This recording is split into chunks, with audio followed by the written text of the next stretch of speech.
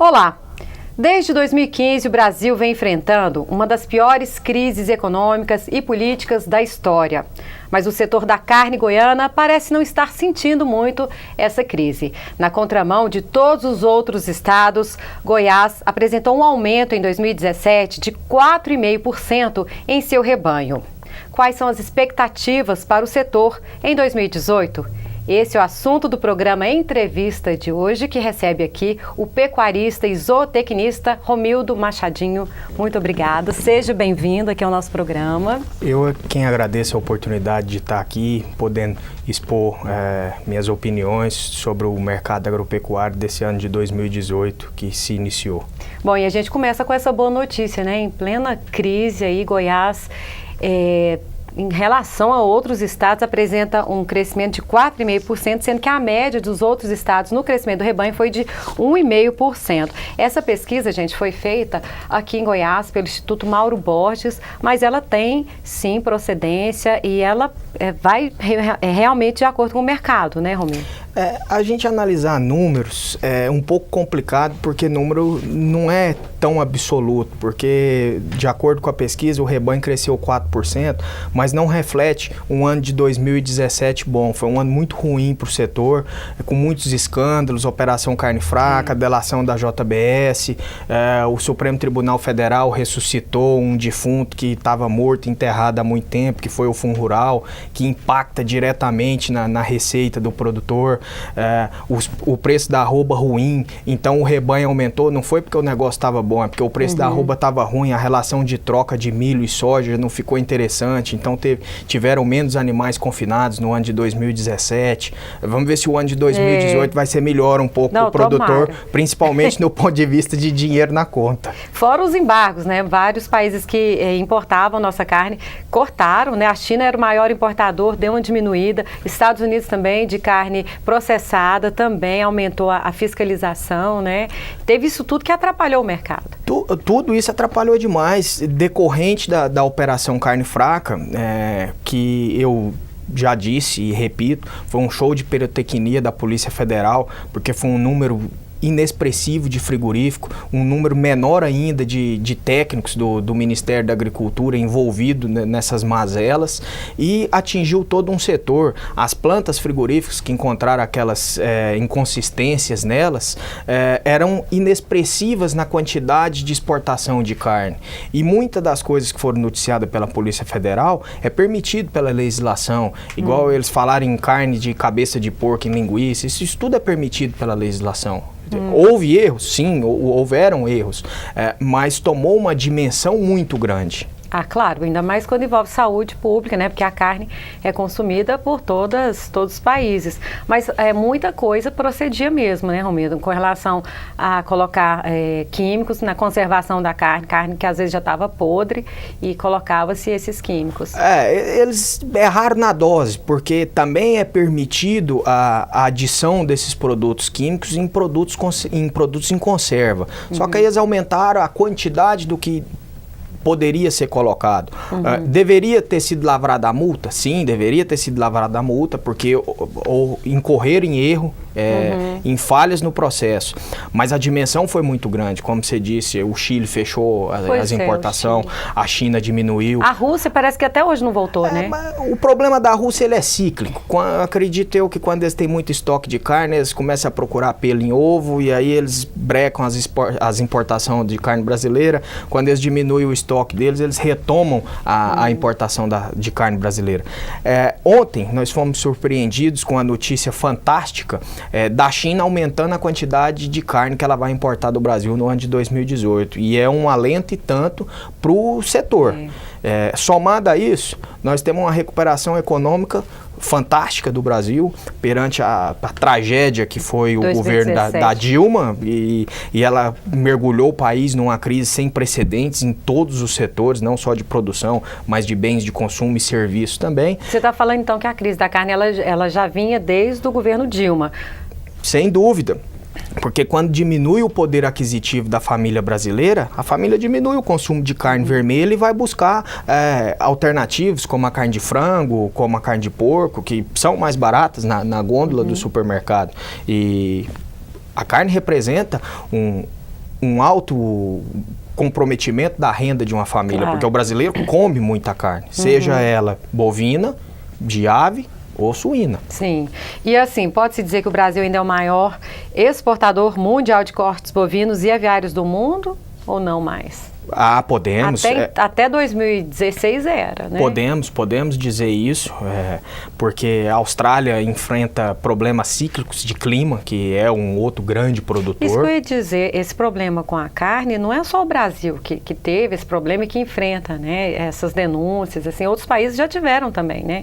Ah, sem dúvida. A Europa como um todo... A aviária, né? A gripe aviária. Também. A gripe aviária e a Europa como um todo, cíclico, eles enfrentam o problema da vaca louca, que é um problema seríssimo e esse sim acarreta em morte para o ser humano que consumia a carne do animal infectado.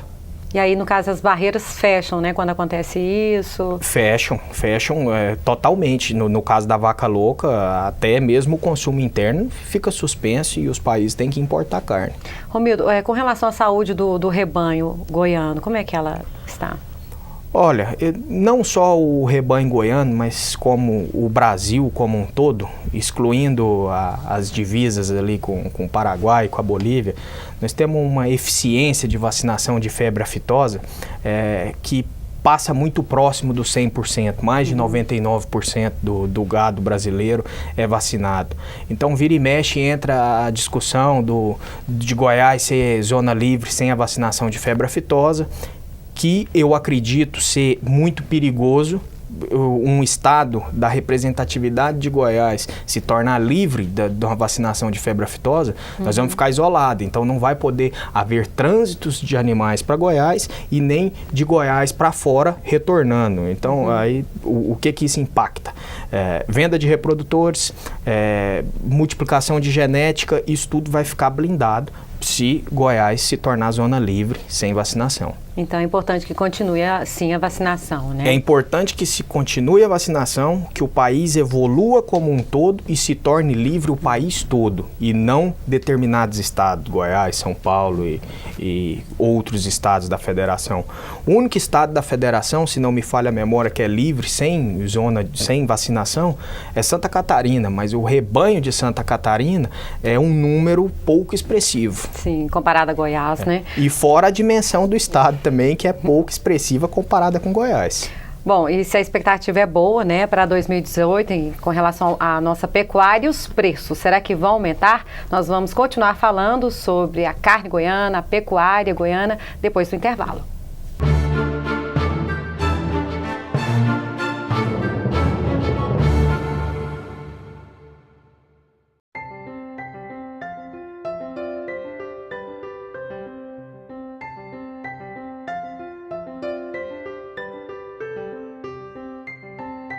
Em um mundo de diversidades, a fé prega o amor e a igualdade.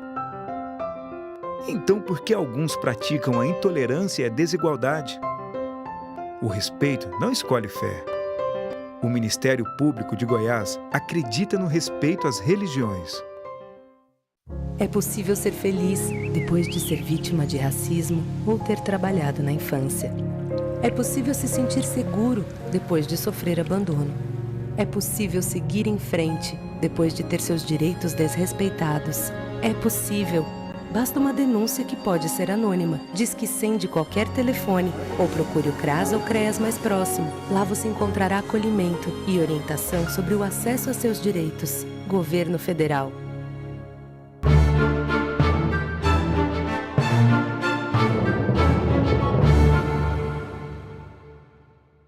O programa Entrevista volta com o pecuarista e zootecnista Romildo Machadinho. O assunto de hoje é a pecuária goiana, principalmente o setor da carne, que esboçou um aumento, né, uma melhora agora em 2018. A expectativa é boa e eu pergunto a ele se os preços também vão aumentar ou vai continuar o mesmo para o consumidor em 2018. Olha, a tendência para o produtor, eu acredito em alta. porque o mercado interno vai aquecer naturalmente, porque está se recuperando, taxa de juros está caindo, está gerando emprego, então tudo está sinalizando para uma recuperação mais forte da economia nesse ano de 2018. 2017 já foi positivo, nós saímos de uma recessão, já tivemos um crescimento tímido, mas tivemos, e esse ano todos os bancos estão prevendo um crescimento aí aproximadamente entre 2%, dependendo do cenário presidencial, tem uns otimistas falando em quase 3%. Reflexo disso, o povo vai comer mais carne. Como eu já disse anteriormente, a China já sinalizou aumentando a importação de carne brasileira, a Rússia deve retomar, e o mundo surfa uma onda econômica muito boa. Sim. Todos os países estão economicamente fortes. Então, acredito em alta, até mesmo porque vai haver mais exportação e o mercado interno também vai ser responsável por aquecer esse consumo. Vai reagir. O Brasil é muito peculiar, porque 80% da produção de carne, quem é responsável pelo consumo é o mercado interno. Nós só exportamos 20% do que o brasileiro produz. E essa queda, Romildo, que é apresentada em 2017, né, devido à Operação Carne Fraca, as delações afetaram o preço caiu para o consumidor um pouco. Então, isso aí foi 2017. 2018, com certeza, o consumidor vai encontrar lá a sua picanha para o churrasco um pouquinho mais cara, né? O frango também, né, entra nessa fila ou não? Para o consumidor, a carne caiu um pouquinho, né? Para o produtor, ela despencou. Foi um negócio assustador depois da Operação Carne Fraca e depois da delação da JBS. O preço da arroba foi a patamares de talvez há 10 anos atrás. O frango, sim, o frango vai nessa onda da carne bovina, assim como quando a carne bovina cai, o frango consecutivamente cai, porque a preferência do mercado brasileiro é pela carne bovina. O frango é um alimento substitutivo. Tem muitos cardiologistas que falam que é mais saudável, porque é uma carne branca, mas a preferência nacional é pela boa e velha picanha e o churrasco. Tá certo. Bom, com relação um ano eleitoral, né, 2018, isso afeta também o setor produtivo? Afeta não só o setor produtivo, como todo o mercado financeiro. Estávamos muito apreensivos até o julgamento do ex-presidente Lula, que ao que tudo indica, se nenhum tribunal superior tirar um coelho da cartola, ele está automaticamente fora das eleições. O mercado financeiro fez uma leitura muito boa disso, tanto é que na quinta e na sexta, após a condenação dele, que ocorreu numa quarta, a Bolsa de Valores subiu 5,31%, o dólar recuou de quase 3,30 para 3,15. Então nós temos que entender a resposta que o mercado nos dá.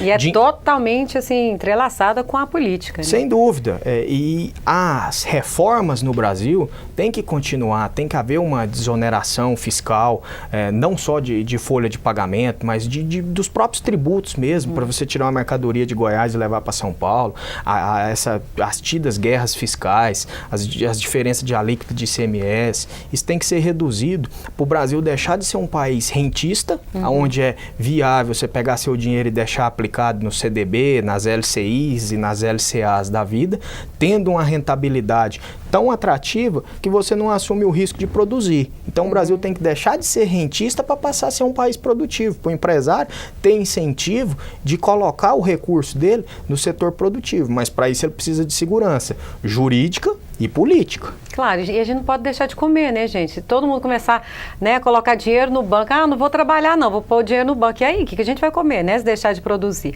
Bom, o que me chamou a atenção no Romildo foi a questão dele ser um tecnólogo, ele é formado em zootecnia, é um pecuarista, a gente tem aquela visão, né, estereotipada de um fazendeiro e não.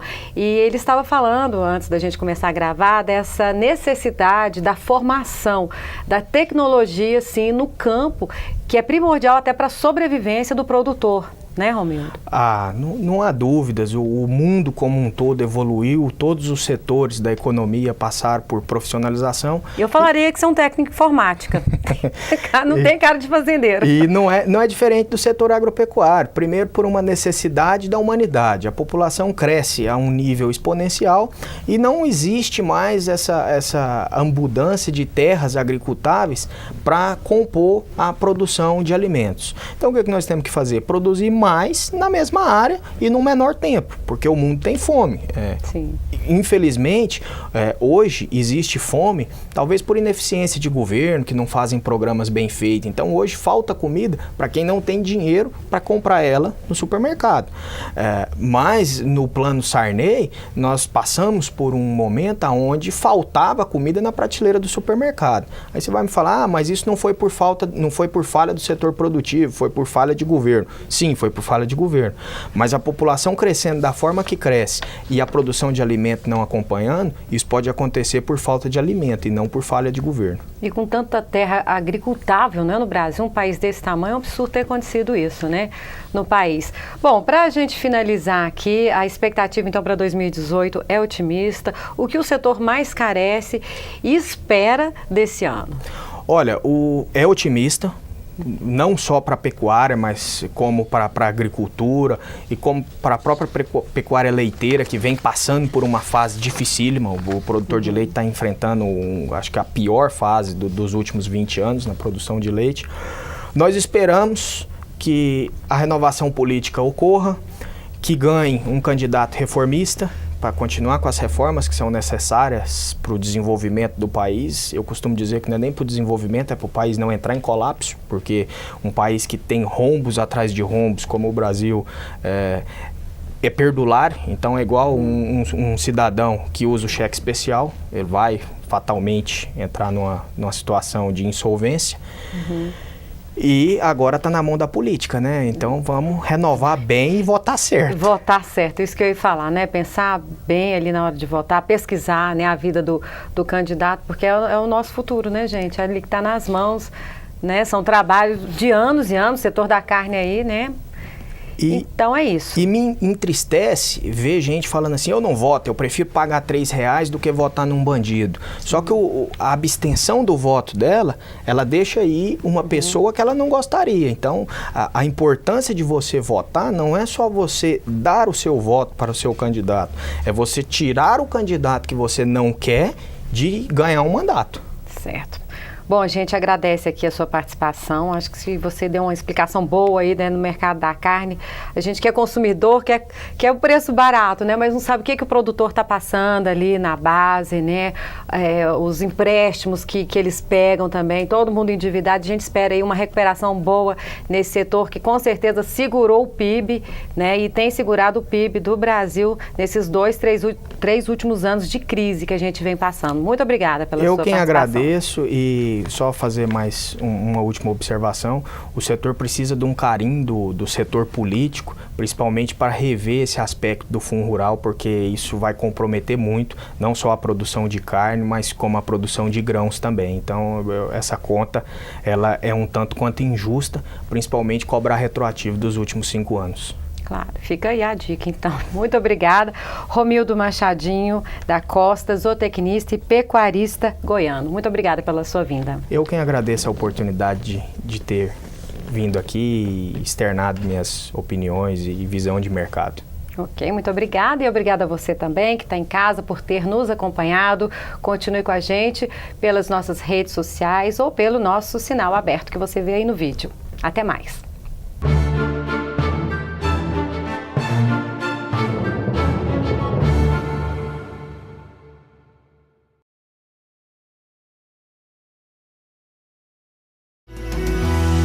TV Assembleia. Informação com credibilidade.